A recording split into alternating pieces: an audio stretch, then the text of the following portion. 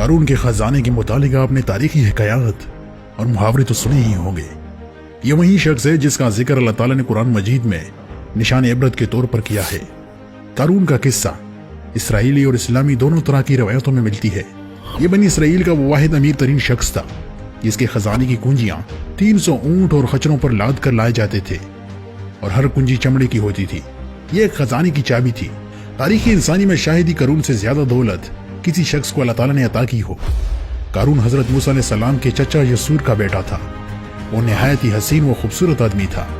यही वजह थी कि बनी इसराइल और इसके लोग इसे मनहूर कहते थे। कारून जवानी में अपनी कौम के सबसे बाइखलाक और नेक अफराद में शुमार किया जाता था।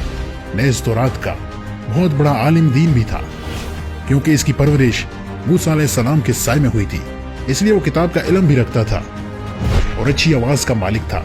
वो तौरात खूबसूरत अंदाज में तिलावत किया करता था। यही वजह थी कि लोग इसका बहुत अदब व एहतराम किया करते थे। कारून इब्तिदा में हजरत मूसा अलैहि सलाम पर ईमान ले आया और जब बनी इसराइल को फद्दों की गुलामी से निजात मिली तो इनके साथ मिस्र को छोड़कर सरजमीन मऊद की तरफ हिजरत कर गया। वहां इसके हालात एकदम से बदल गए और इसके हाथ में बेशुमार दौलत आ गई। देखते ही देखते वो अपनी कौम का अमीर तरीन शख्स बन गया, जिसका जिक्र अल्लाह ताला ने कुरान मजीद में कुछ यूं किया है। बेशक कारून मूसा की कौम से था, फिर इसने कौम पर ज्यादती की और हमने इसको इतने खजाने दिए जिनकी कुंजियां उठाना ताकतवर जमात पर भारी थी।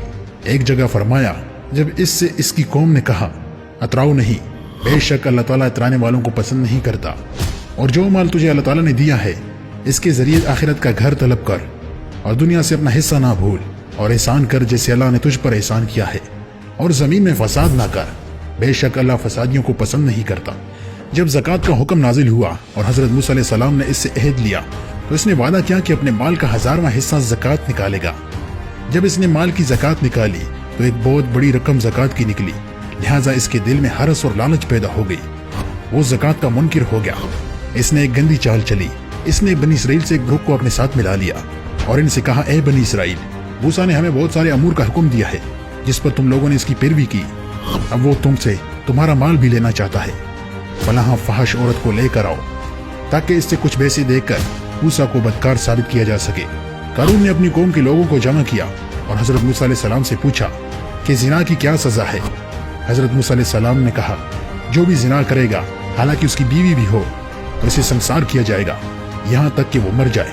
कारून ने हजरत मूसा से कहा, हत्ता कि अगर ये काम आपने ही अंजाम दिया हो तो फिर? मूसा अलैहि सलाम ने कहा, हत्ता कि अगर इस काम को मैंने भी किया हो तो यही हुक्म है। कारून ने कहा, बनी इसराइल गुमान करते हैं कि आपने फलाह फाश औरत से जिना किया है। हजरत मूसा अलैहि सलाम ने फरमाया, इस औरत को मेरे सामने लाओ। लिहाजा वो औरत बुलाई गई। आपने फरमाया, ए औरत, अल्लाह की कसम जिसने इसराइल के लिए दरिया को फाड़ दिया और अफैयत और सलामती के लिए दरिया को पार कराकर फिरौन से निजात दी, सच कह दे कि वाकया क्या है। हजरत मूसा के जलाल से औरत सहम कर कांपने लगी। इसने मजमे आम में साफ साफ कह दिया कि अल्लाह के नबी, मुझे कारून ने कसीर दौलत देकर आप पर बुख्तान लगाने को आमादा किया है। इस वक्त हजरत मूसा अलैहि सलाम अबदीदा हो गए और सजदा शुक्र में गिर पड़े और बहालत सजदा में आपने दुआ की, या अल्लाह कारून पर अपना कहर व अज़ाब नाज़िल फरमा। लिहाजा वो तमाम लोग जो कारून के साथ थे वो इससे जुदा हो गए। मूसा अलैहि सलाम की दुआ पर अल्लाह ताला ने जमीन को हुक्म दिया तो जमीन फट गई और कारून और उसके पैरकार इसमें धंसने लगे, और देखते ही देखते कारून और उसका मकान, खजाना, सारी चीजें जमीन में धंस गई। जब ये जमीन में नाऊद हो गए तो जमीन का शगाफ दोबारा से बंद हो गया। कारून और इसकी दौलत के मुतालिक बहुत सारे तारीखी हकायात नकल की गई हैं और ता कयामत कारून और इसके खजाने तमाम इंसानों के लिए निशान इबरत बने रहेंगे। उम्मीद है दोस्तों हमारी आज की वीडियो आपको पसंद आया है। वीडियो पसंद आने पर लाइक करें, शेयर करें, चैनल पर नए हैं तो सब्सक्राइब करें।